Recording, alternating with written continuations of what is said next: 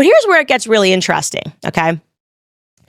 Then they insist on explaining to me that calling someone a rapist in France, they have different laws, and they insist that it's not statutory rape because Emmanuel was or would have been 15. They heavily imply this. This is the exact verbiage from the letter. It reads, Mrs. Macron did not statutorily rape President Macron. Let us be clear that the age of consent in France is 15.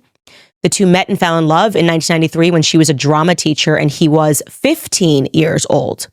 When President Macron was 17, he vowed to marry Mrs. Macron, following through with his promise. They wed in 2007 when President Macron was 29 years old. Now, I want to first let you guys know that this is stunning because all throughout the time that President Macron was running, their story was that he was 17 years old, okay? Now we have here writing that they're now adjusting that. All the publications said, oh, he was 17, it makes him sound like he's almost legal. And she was, however, I think they said she was 34. And one of the things that we told you was that this whole legend that they created in the legacy media was dishonest, and they allowed this to go on and go on until people started looking, independent journalists, and going, wait a second, Emmanuel Macron was not 15.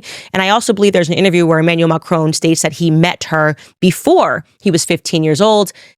But them implying that the age of consent in France is 15 is actually wholesale dishonesty, because what they're leaving out is the age of consent at that time when they were together.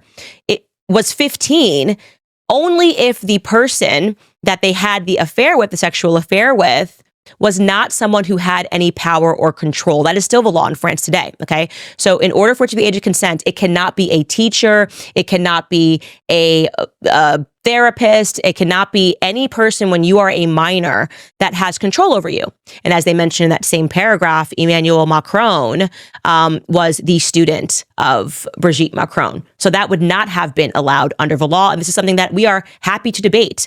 In America, this would be statutory rape one way or the other. And in France, I'm pretty sure that still constitutes statutory rape.